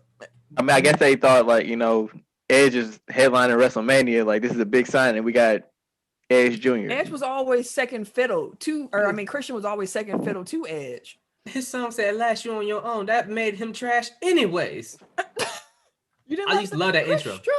I used to love that intro, but nobody gave a damn about Christian like that. Yeah, I was just like, that don't tip the needle for me. Like, oh man, I'm finna start watching like AEW. Like, I liked him, but he was always like Matt Hardy. Like, I fucked with Matt Hardy, but we came here to see Jeff. Jeff.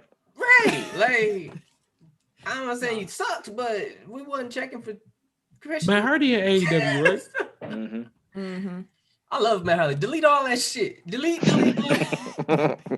Yeah, Matt Hardy got the juice now. He just had to, considering like they're old now, like there ain't much juice left to be squeezed out. But in comparison between the two, like Matt's the one who got the juice of the two brothers now, which is weird to say. Wait, did y'all watch last week when Shaq was on there? I seen his bump. I saw the clips. I seen the power. Yeah, bump. I seen the clips. I didn't watch the actual match, but I heard it was a good match.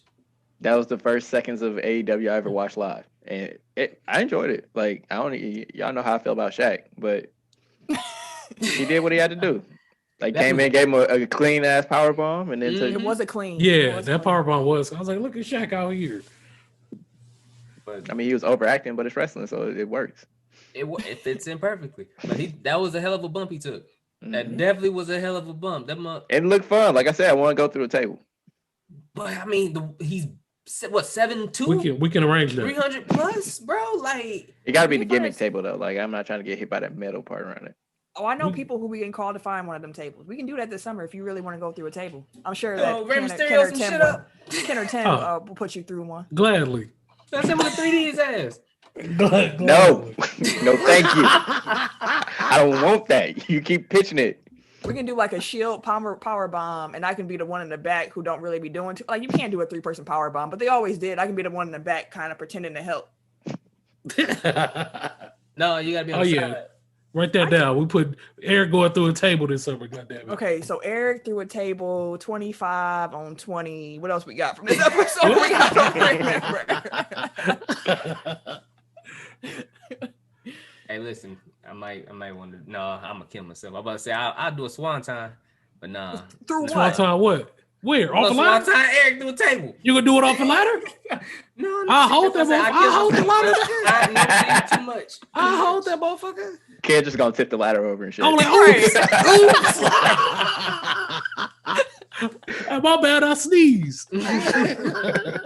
So, real quick, random question though. If you was a wrestler and you had to make your debut today, would you want them to, like Rhea Ripley's about to come, so they're doing vignettes of her and showing just like little clips and things like that for her, or would you want to come in doing like your own promos, talking crazy to people, or like speaking your gospels of the world, or whatever the case may be, or would you want to come in as like a surprise attack, like, oh my God, who is this guy? Oh, he's whooping his ass. Oh, like, would you want that to be your intro? Like, how would you want to be introduced if you were a wrestler? Me, or you build me up, like make me look like I'm that nigga. So when I come in, you know, I don't gotta do too much, just do a little razzle dazzle, and then I'm already sold. That's fair. Like, to me, the coldest debuts have been like Jericho in WWE and AJ Styles. So like to me, like those are two where it's just like the music hits, you ain't sure who it is, and then they come out and it's like it's them. There's Eric. Jericho came finally with here. the ass too. Jericho's probably my favorite because for weeks you just saw that little countdown thing. Yeah, you like, who the hell is this? Yeah. And then it was like, it got down to like the last week and shit. And like, December ain't for like 4 months. What are y'all talking about? And then they came on during the air and you heard this, the break the walls down. It's Yeah, like, who is oh, this? shit. You saw Jericho and he came out. Came in talking shit immediately. I was so geeked. Yeah, I was a called on the WCW mic. kid, so I was like I was geek. Like I was on the phone with Sam. She's like, "Who's this?" I'm like, "Chris Jericho!" Like Chris Jericho. That was actually the moment when I learned that like there was whole wrestling ecosystem outside of like wrestling where people knew like Jericho was coming to WWF. I was like, I didn't know. I hadn't even realized he was on WCW. To be honest, like. He jumped ship before it was sold. Like he came at the right time. Like he came before he had to be part of that invasion storyline proper. Right. So it was smooth. I think like, I would want to have the Jericho type of intro too. Either that or the random one running out, beating somebody up. I'm like, who is that? One of those two. I think I would like the surprise attack will probably be dope too. Just come in flying off the ropes and shit like that.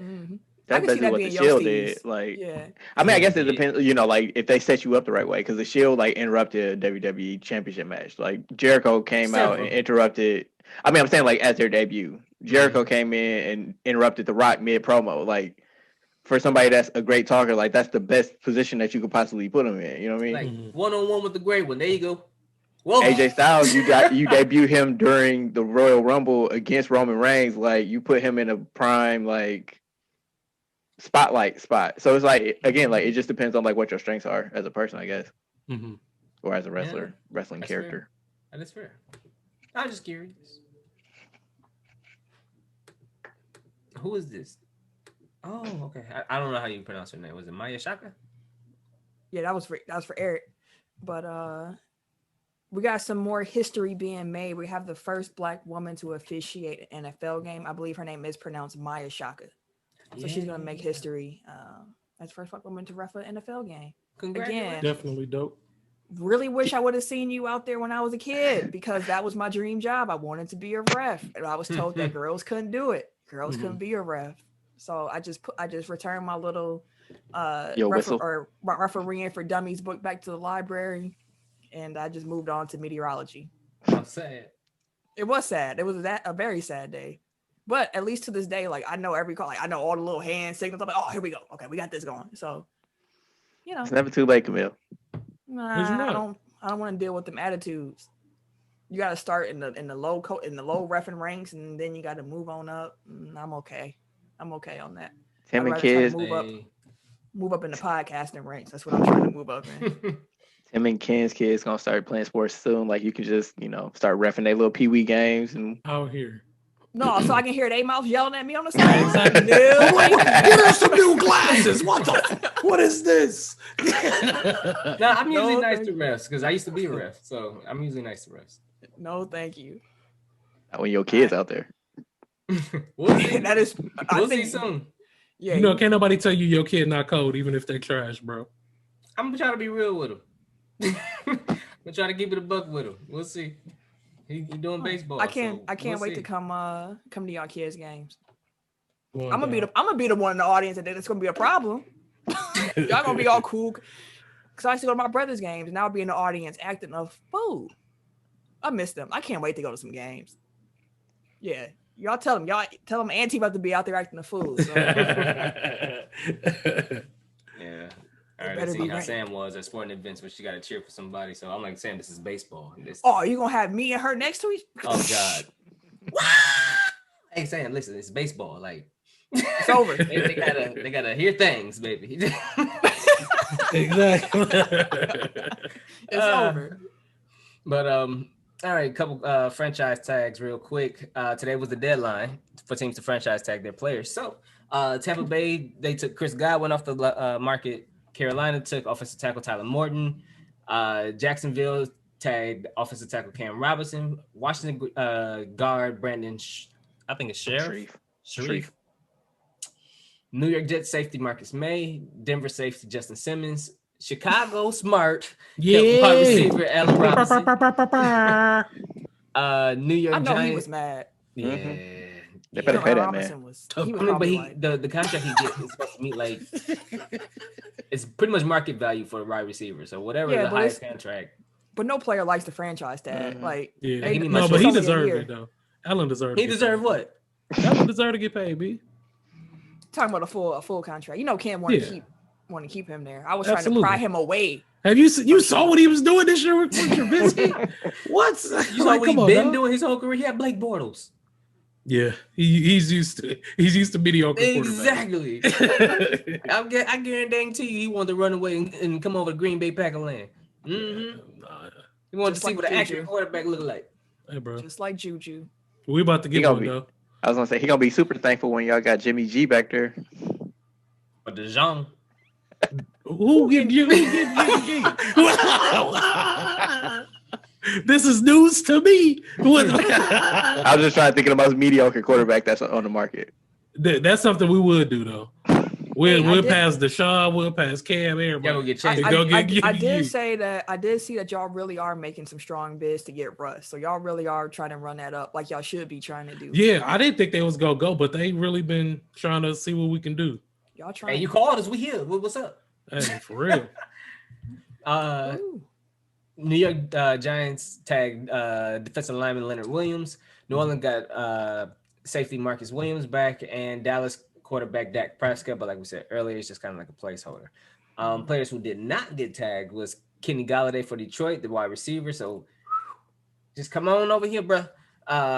Los Angeles Chargers tagged in Hunter Henry, which is a big one. Yeah. Seattle DB Shaquille Griffin, Seattle running back Chris Carson, Green Bay running back Aaron Jones, but we're trying to work out a contract with him.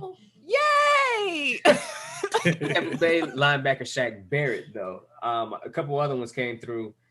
The Buccaneers did re-sign Levante David to a 2-year, $25 million extension. The Titans did cut Malcolm Butler finally because it was a whole saga with him over there with them, but he was defensive And I player. think- And all of a sudden, it went to just trash. Like it was a whole bunch of crap over there with him. But he's And I free. think that they didn't tag their tight end. I forgot what his name was. Jonnu John Smith. Who something. Yeah. Oh, and Yeah, we didn't have this in there, but the Titans also traded Isaiah Wilson.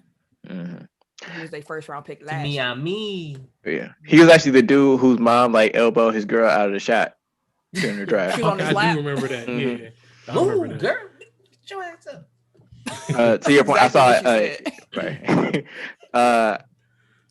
Tim, like to your point about wide receivers, like there's a very good class. So I saw a tweet earlier. Top free agent wide receivers: Juju, Kenny Galladay, Will Fuller, Corey Davis, Curtis Samuel, Antonio Brown, Sammy Watkins, T.Y. Hilton, Marvin Jones, Nelson Aguilar, and AJ Green. I mean, but the how you rest of gonna them, add AJ Green, but then you talk about Blake Griffin gonna change Bro, the I tried to contender get- race in the NBA? Like, I tried to get AJ. See, I tried to give him the Benny. He had a new quarterback, more accurate quarterback, better quarterback. I tried to give him the Benny, but he was still. AJ Green is the NFL Blake Griffin. I try to give cats the benefit of the doubt first. I really do. And then when you don't, you're open to changing my mind. You open to changing my mind. But yeah, so it's a lot of receivers out there. Plus the draft class is loaded with receivers again this year. So Yeah, it's gonna be a fun offseason. They've been willing and dealing and cutting and all kind of stuff. Like it's hella offensive tackles out here. Hella offensive, like top notch offensive tackles and guards. Yeah. Like if you're looking for a line and they want to keep Russ, Seattle, you better make some money move. Grab one of these linemen, one or two of these linemen. Or the Ravens could find some linemen because they need something to protect Lamar. They need to sign Lamar, give him a contract extension. I have a feeling that's gonna get ugly. you think so? I feel like that might get ugly with Lamar. They gotta get Lamar. Why do you think so? Because the way that it sounds like now, it don't sound like they really trying to sign him. But it could be me, but I don't really get like feelings like that randomly, like with teams that I don't care about. Like, I mean, like I like Baltimore. I do. I fuck with Baltimore, but like it just sounds like the team was giving off we trying. I mean, their GM did say that it's gonna quote unquote take a little time to. It's gonna take a little time out that deal. And that's kind of still like we working on it. Like we'll get something done. Like that's not necessarily reassuring. Like we working with them. We ain't here yet, but we working on it. Like the language isn't. Yeah. It's not. It's coming off as we're trying to keep him, but more so like he around. We'll see what happens. Because I still don't think they trust the fact that he's a running quarterback the way he is, and I feel like they waiting on something to happen, which sounds terrible, but that's how teams be looking at shit like that. So that's why I disagree with the franchise tag, because it's like either pay me or let me go, so somebody else can pay me. But like, don't just hold me hostage until my body breaks down, and then you got me below. Yeah. Right. Should have been last year. Facts. Yeah, that's terrible. So, And their GM also said that whatever Dak just did, that ain't got nothing to do with us over here. You can say that. That ain't how that works. Right. You can say that. It's like, hey, and that's why agents need to be colluding. Like. But yeah, so the NFL offseason it's in full swing. Fitzmagic want to keep playing too. So next week is when free agency kicks off as well. So the NFL off, like you mentioned, it's about to really kick up. Then we got the draft coming up. Was it April? So we on the way there. I'm about to start diving into the draft prospects. Especially after seeing that. It's also a really deep linebacker class too. And the quarterback. I don't need no quarterback. I don't care about that. But I'm just like the talent that's there, like into the third round, you still may get some like first round type talent. Ken, you might want to care about that since y'all got y'all picked 20th? Yeah. Something like that. Y'all in the 20th, something like that. I don't care about the quarterback. Packers don't even we all right. That's too many already. Right. Too many. So Ken, like I'll actually let you take this, but could you ask the question? Yeah, so I asked this question: Does your sport team tell like what type of person or what type of personality you have? Like, can you tell that just by someone's like favorite sport teams? So, I think certain. Oh, go ahead, Tim. No, so I guess an example was I'm a hometown fan, so I use hometown teams. So, I forgot what was the analogy, or not an analogy, but the You're a conclusion homer. came to Eric. Well, I was saying like if somebody our age is a fan of the Yankees and the Cowboys and the Lakers, like that probably tells you that they're a front runner. You know what I mean? Like because they gravitated to the teams that were winning when you were a kid, which actually came back to bite you because like a lot of those teams fell on hard times after that. Yeah, but they did. you know, like that's what you gravitated towards. But like as a hometown fan, like maybe that says that you're loyal to the people around you, or that you hold that type of stuff dear to you, right? So those are my examples. But in general, I don't think so. Like, again, it's kind of like what you gravitate to as a kid. Yeah, the team I don't think so, but I think that the way people react in sport tells a lot about the personality. I've always said that, not necessarily like a team, but people who jump from team to team like every other year, I think that says a lot about somebody's personality. To me, it always Bandwagon has. Where, Mm-hmm. like when I was like dating and like looking at men, I was always ask them a few sport questions because I wanted. It was a good barometer for me. Like you laugh, but like it always panned out. If I talked to a man and they were like, "Oh, like, you know, I like this team," but the next year's like, "I like this team, I'm going for them," I'll be like, we ain't gonna work out. You you move around a little bit too much. And the gentleman who subscribed to that, Tim, you know him and you hated him, so it worked. It works out. And too. Yep. Damn. I seen them up. I was like, hey, ain't no good. I don't like. It ain't no good. It wasn't nothing good coming that way. And I've always felt that way. Like, even like just playing on a team, which isn't necessarily the same question, but sports brings out your true character. I know what's his name in video games too. What's it, Myers Leonard? How he was using anti-Semitic rhetoric today. Like white people have slurs for every damn group. Like it'd be stuff I've never even heard of. Like when I heard him say that, I was like, "Whoa, how is that in your vocabulary?" Like that's the word. Like where you get that from? Like what the fuck? Like white people have slurs for different types of white people. Like it's slurs for like Italians, it's slurs for Irish people. I'm like, it's crazy. That's just hate. Like that's a lot of hate. Right. That's what I'm saying. Like that's way too much energy devoted towards like dehumanizing people. But again, like it show, like those things show you things about people. Like if you're a good teammate, if you are like, it tells a lot about your character. So I think there's something to say about using sports to get a gauge of somebody's personality, but I'm not sure if the team alone will tell you that. Okay.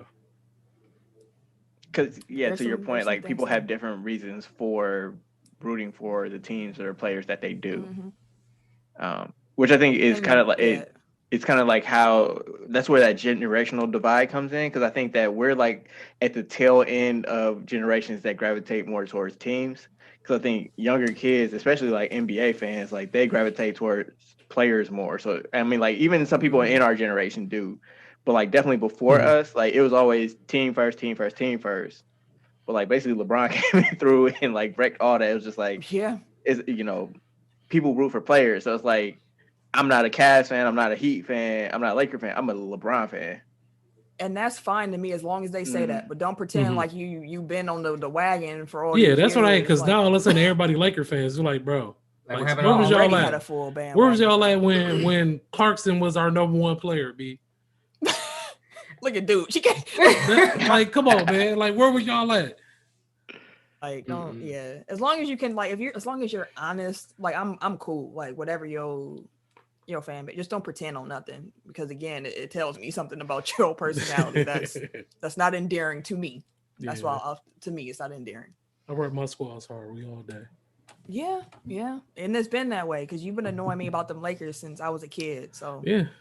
Always been Lake Show. We out here. Lakers Nation, what up? I know you listening, niggas. What up? Eaglewood, where you at? You wasn't in the top 10 this week. What happened? Inglewood was good. But yeah, that's a good question. I like that. Overtime is launching Overtime Elite, which is going to be a basketball league for 16 to 18-year-olds. Those players are going to get at least $100,000 for their salary, health benefits, and an equity stake in overtime. If the athlete decides after they get done in that league that they don't want to play basketball professionally, overtime will cover college tuition up to $100,000. They're going to have 30-person basketball op teams, access to experts in nutrition, fitness, and sports science, and they're going to have a 4-to-1 student to teacher ratio. So I love it. We've talked about it for different avenues. The more avenues these young players have to make money and to use their gifts to profit, like I am for it. I love that they also added in the fact that if they don't do it, like we'll also pay for tuition. Like you ain't got to worry about that because you won't have eligibility. That's a hard word right now. Man, I was stumbling on that one. But yeah, like we got you. Like you got college. Like I love it. And I just want to say shout out to LeVar Ball and the JBA because Yeah, y'all tried this, not at this level. Y'all didn't succeed, but y'all tried it. Mm-hmm. Y'all tried it. Y'all had the idea. Y'all threw it out there. And I see y'all plans, but we're gonna erase that there and there. We'll tweak this a little bit. You tried it. Like We appreciate it. Because this is how my mind works. I always look to the potential downsides before I like fully invest in something. So I need to know that, you know, like who's backing this league, like what, like are they on solid financial footing? Because again, like if you get kids invested at 16 and then the league goes under and then they can't pay the $100,000 towards tuition and stuff like that, like then this kid's just flushed away not only college eligibility, high school eligibility, like you might have set them back for like their professional development, like that type of stuff is the only thing I'm concerned. Like if it was like the NBA, if it was backed by the NBA or Nike or some institution that you know is going to be financially solvable, like, or at least can, if the league flops, like somebody's going to be on the hook to pay these people. Well, like then I would one thing feel you a can lot say better. is one thing you said overtime is a lot more stable than Big Baller Brand was. I also saw that Carmelo Anthony, who is an overtime investor, he's putting money behind this league as well. So looks like they have a stronger footing to start.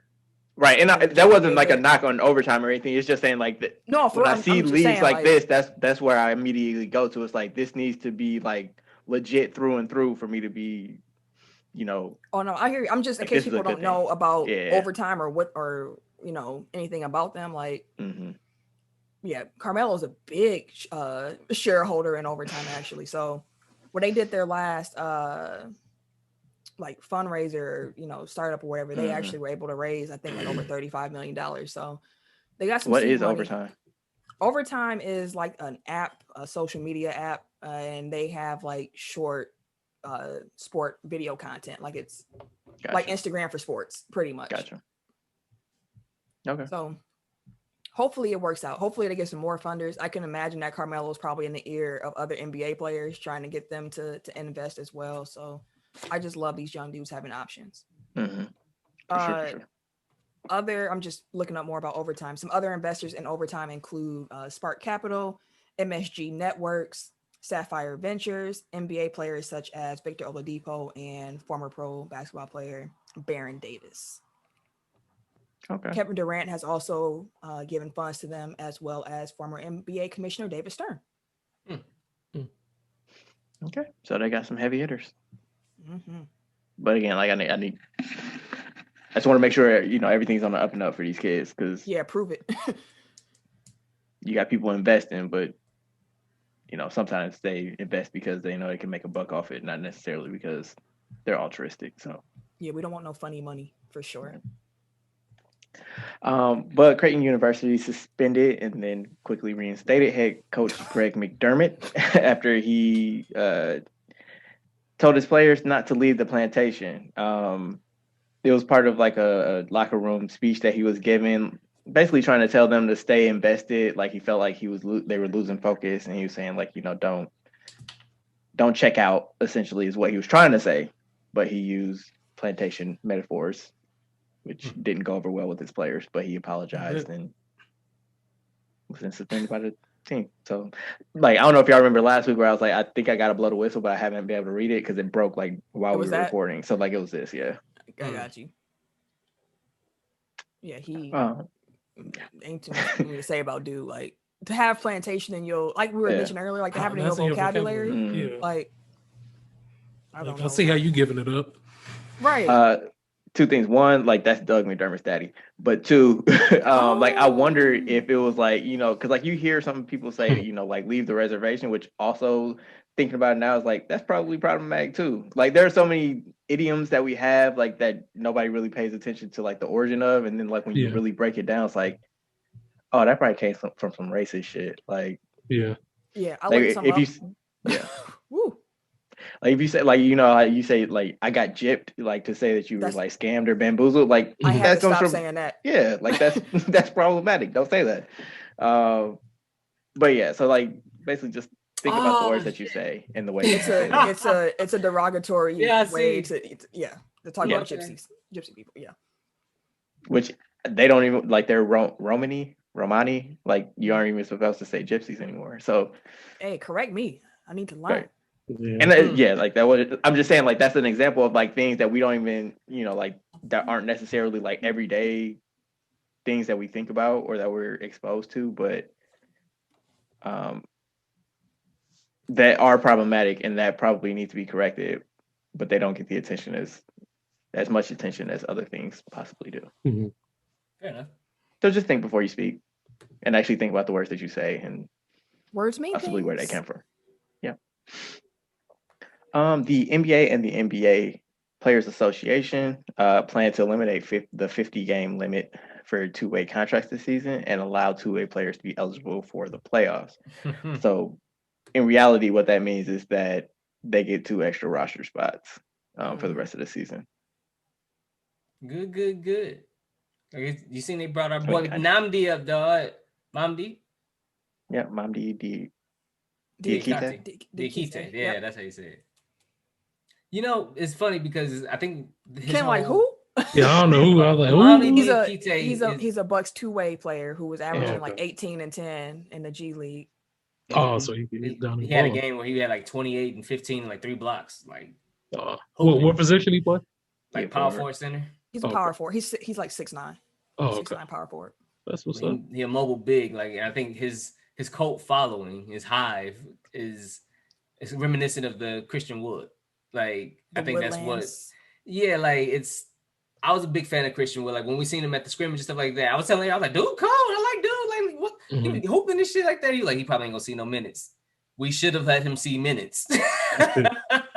But I think it's kind of like okay, we missed out on Christian Wood. We see potential in this guy that kind of feels like the same story. Let's see what we got, especially since everybody complaining about Brooks' mobility right now. Hey, we already have a big that's mobile that can rebound and has a high motor on defense in the G League who's actually hooping.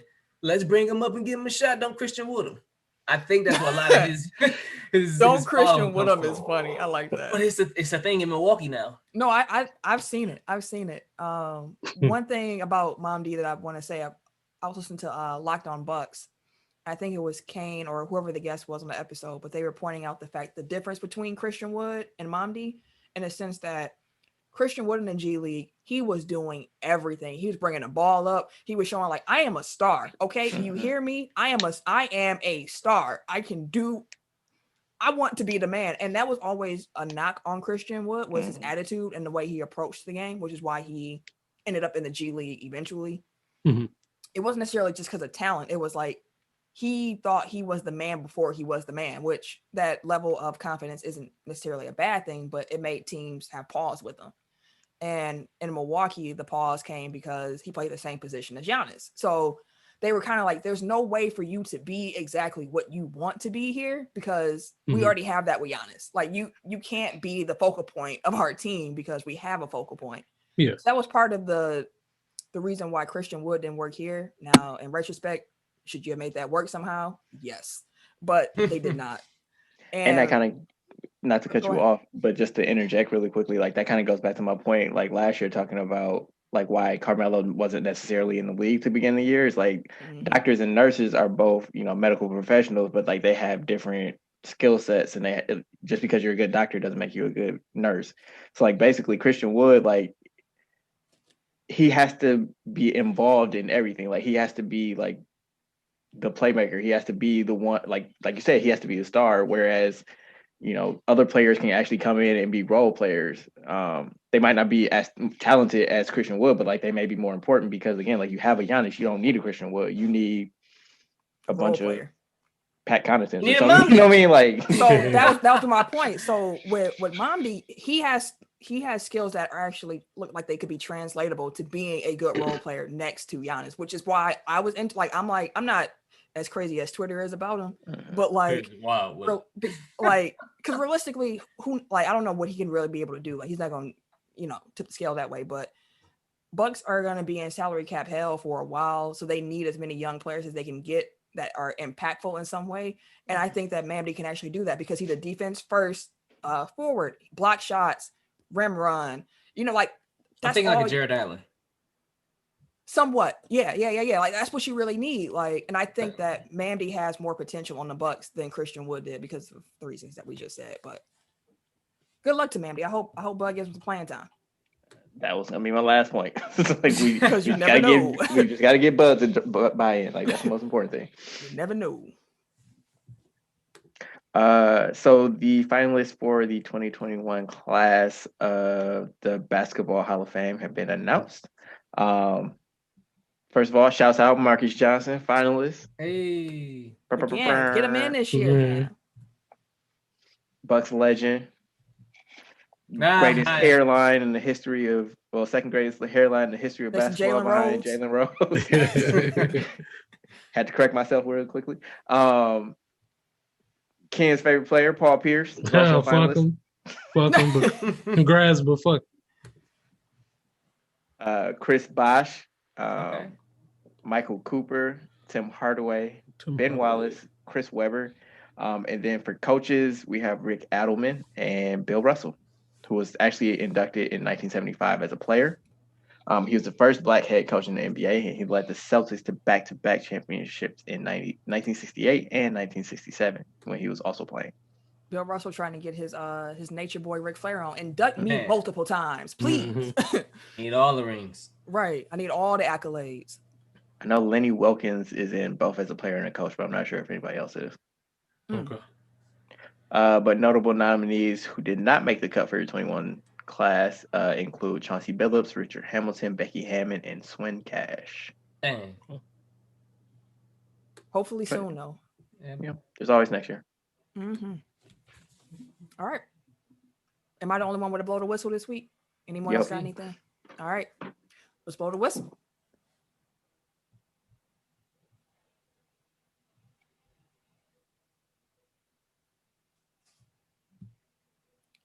So my blow the whistle this week is just on NBA media, okay? As somebody who podcasts outside of her regular 9-to-5 job, I don't have all day to watch sports.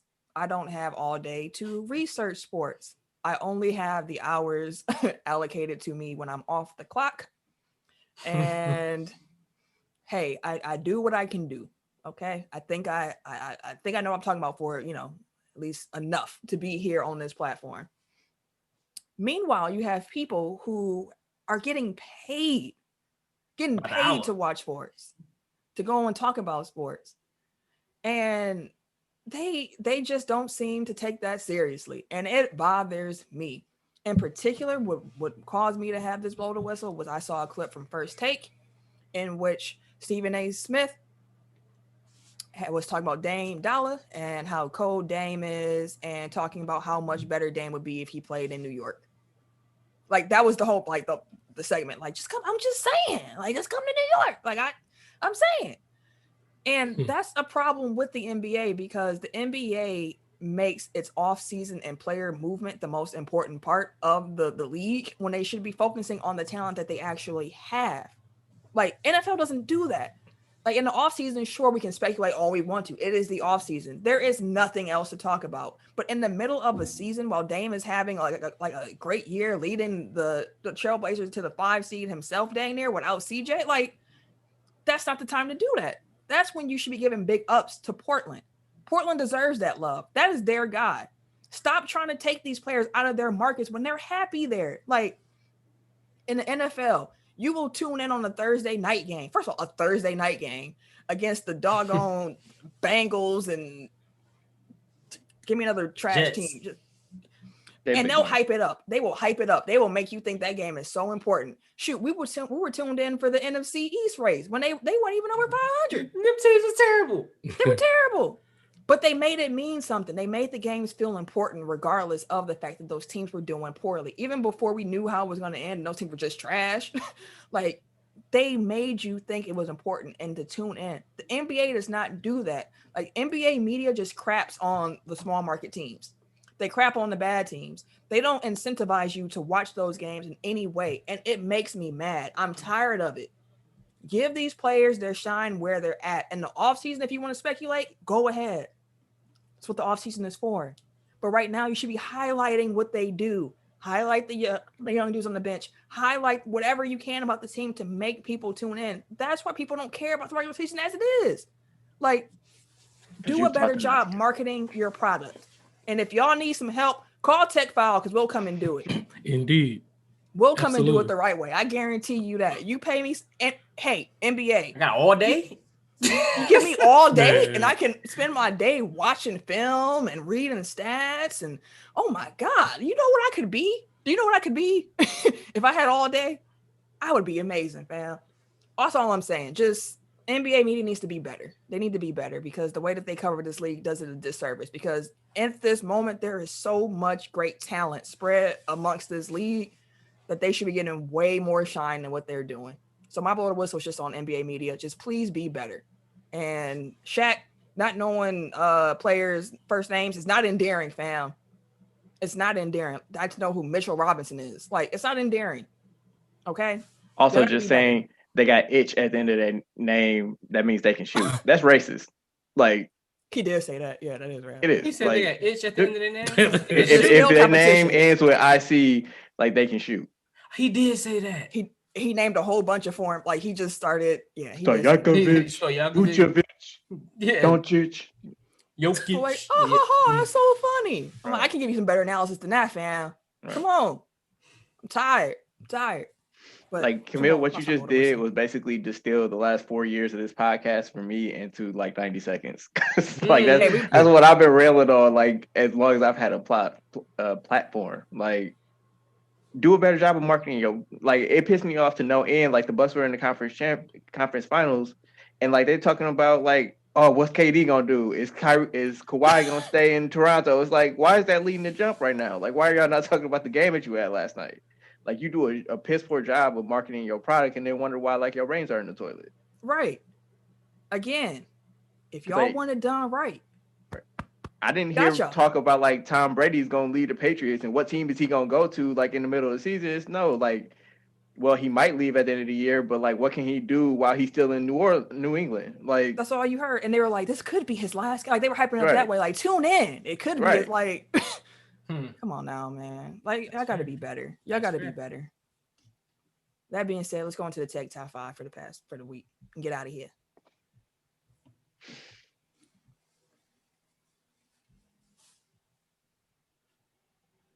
Last week's tech top 5 was best sport jingles. We had a 2-way tie. Myself and Tim. Shut up. Oh, who phone ringing? Hey. Hey, my beatbox on, dog. So yeah, me and Tim won last week. We split that. So congrats, Co-Champ, for the past week. For sure. This week we are doing best sport nicknames. For sure. Tim. Okay. So number 5. What happened? I don't know, fam. Stuff weird. Anyways, number 5. I got Revis Island. I thought that was cool, and then all of a sudden, Revis Island became a thing where it's just a saying that you can put the man on an island. So his nickname kind of became a thing for shit. I guess the current culture now, like Revis Island, that man really was locking up the entire side of the field. Like they never threw over that pitch. Like no, what you got Revis on you is a wrap. Don't even look for the quarterback. Don't ask for no plays. Nothing. Number 4. I got Black Mamba. Number 3, I got Half Man, Half Amazing. Number 2, I have Air Jordan. And number 1 with a bullet is He Hate Me. That shit was so cold, dog. That is a cold. Rod Smart was so cold when He Hate Me. And then the motherfucker doing kick returns and he running away from you. All you see on the back of his jersey is He Hate Me. You pissed off, dog. You damn right I do. Fuck you. He was talking this shit in his press conferences afterwards. Rod Smart was a legend in the XFL, dog. He Hate Me was cold. Man, I hear you. My number 5 is a little obscure, but it's Christian Okoye, the Nigerian nightmare. Like that's just called alliteration. Like he's Nigerian. It's evocative. It gets the people going. Gets the people going. 4, I got the Legion of Boom. Like that's just cold. Like Legion of Doom. You know they known for hitting people hard. Coldest fucking secondary in NFL history. Can't beat it. Number 3, white chocolate. Like, it's self-explanatory. Like, you know, like that was the only thing that like it perfectly fit Jason Williams. You know what I mean? Like, it did. It really did. Number 2, I don't want to step on Ken's toes, but the juice is just cold. Like, feel free. That's a cold nickname. Like it's OJ. Like, you know what I mean? And like, it's OJ. Like that's a cold ass name, bro. Like, whoever came up with that shit cold, bro. That's a cold nickname. That's brilliant. Like, it is. Ignoring all the other shit he did, but you know, as far as nicknames go, is solid. The nickname is solid. Yeah. And number 1 is Magic Johnson, because like that's his name at this point. You know what I mean? Like, yeah, and again, like it perfectly sums up like watching Irvin Johnson play basketball. Like, that don't even sound right saying Irvin Johnson. Like, it's Magic. When I hear Irvin Johnson, I think of the Bucks. Urban No Magic. No Magic. No Magic Johnson. Dude had a Boosie fade, bro. Like, damn, dog. Hey, Cass used to go to the barbershop, go to G's, like, let me get the EJ. Hey, shout out to my guy Bonds, bro. He be saying that shit all the time. Urban No Magic. Hey, that's a nickname that really stuck. He was before his time, because like if he would have came out like 10 years later, he would have been a muggle. Fact. You know how many my honorable mention you can get off of that? Honorable mention for my top 5. I gotta go to the Greek Freak. That's a nickname that I did not like initially, but it has really grown on me, especially with the Freak merchandising. I just kind of like that, but didn't make the top 5. Number 5, I got Dr. J. The doctor is in. Okay. Dr. J was always a cold nickname to me. And he had some cold posters based off that nickname. Like it was just great. It was beautiful. I think more folks might refer to him as Dr. J at this point than they actually do like Julius Erving. So, you know. Number 4, I got Iron Mike, because Iron Mike Tyson is it flows. Like boxers have some great nicknames, and I loved Iron Mike Tyson. Like that's just a great nickname for me. 3, I got Air Jordan, his airness, because your name is Air, like it's air, fam, like it's immaculate. Number 2, I got Prime Time, Deion Sanders, because man, your name is Prime Time. Like your nickname is Prime Time. You show up, you ready for them moments. Love that. And then number 1, I got Magic, because Eric already explained why. Like his name is Magic now. It's Magic Johnson. Like that's it. And it's just a cold nickname. What's your nickname? Oh, Magic. Cause I be on the court. Like come on, man. Believe your eyes and shit. I can show you.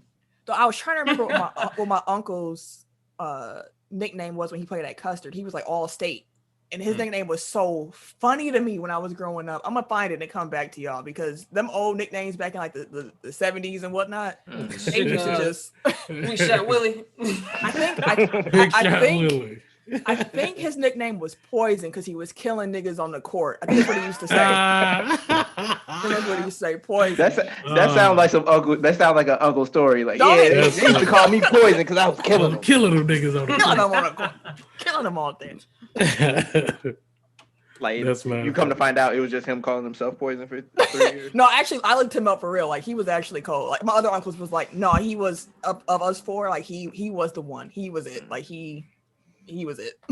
No, I wasn't discounting his coldness. I'm just saying he was the only person calling himself Poison. No, I had to go look that up myself. I had to find out, because I was like, this don't sound right. I was like, who called you that, fam? And he was like, come down in the basement, see all my trophies. I'll show you. See my accolades. Right, I'll show you who was called Poison.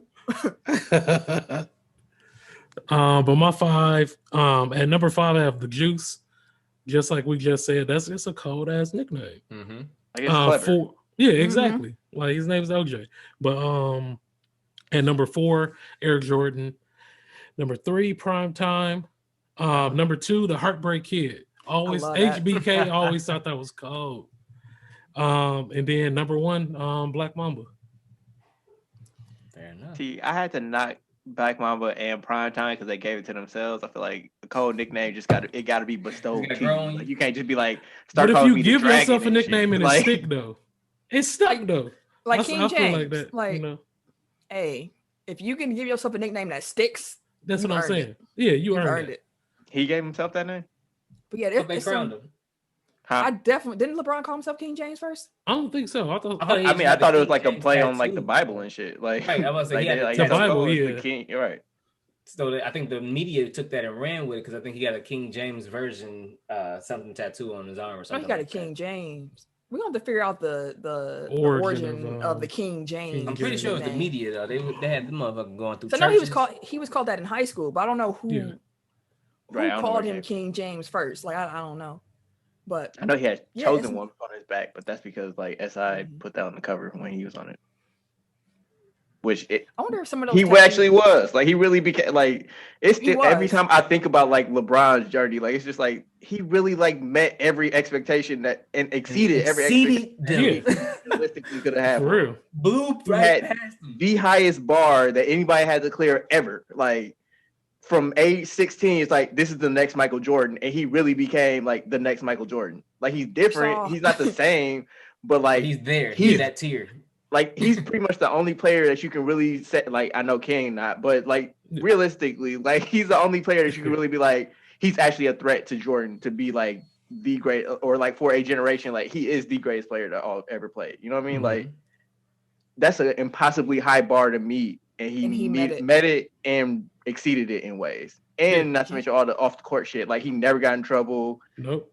Like for any he like never had no scandals. Right. Like the worst thing he did was the decision. Run. You know what I mean? Like, and he learned from that. Yeah. he learned big time from that decision. He learned I got to be a little bit more careful. And really, that just hurt feelings. Like he didn't do anything illegal. Like, it was just a little distasteful, but right. It was great entertainment. It was bad. Taking my talents to South Beach became part of the lexicon. So, right. I mean, even his mistakes ended up being pop culture. So, again, I'll just say this before we sign off, but appreciate watching LeBron James play basketball because this is a gift. As Eric already said, like he has done so much and he is still going. Jeannie Buss was like, I hope he played. I know, Kareem played till he's about 46. So LeBron maybe can do that. She was real though. She legit said he's on my team. She legit said that I don't really care about luxury tax. Like I got LeBron James. I will pay whatever I need to. Hey, we got LeBron here and to get championships. Money. We got it over here. Like money. Oh, say what? I got some spare in the back. Don't worry. Like, they were profitable during the Jordan Clarkson years. Like having LeBron James on the team. Like yeah. God is good. No, that's the show this week. We hope y'all enjoyed. We hope y'all come on back. As a reminder, rate, review, share. All that stuff is free ways to support the podcast. Support ain't got to come out your pocket. It just take a little time. That's all we ask for, some of your time. So make sure you share it with somebody. Make sure you rate and review wherever you can. And just tell folks about Tech File. We really, really, really and truly appreciate that because we're not able to break records and get into new markets without y'all coming through and letting everybody know what's up, letting people know like this is a show worth listening to. So more of that, please. And with that being said, I do want to shout out Mix real quick on Twitter who shouted us out. Just shout out, brother. Shout us out. Someone asked what some pods to listen to. We was up in that list. So appreciate you, brother. Stuff like that. Appreciate it helps. It really helps. More of that. Thank you. Thank you. Thank you. And if you want to follow me on social media, you can catch me. Wait a minute. On Twitter at Camille Monet, CamilleMonae, because your mom is fancy. Thank you, good sir. Before I sign off, I just want to say last week I teased our radio song and Future put the kibosh on that one. Like he was like, I want all my money. We could have felt that nowhere. Everywhere. You niggas didn't clear that? No. Where's my dollars?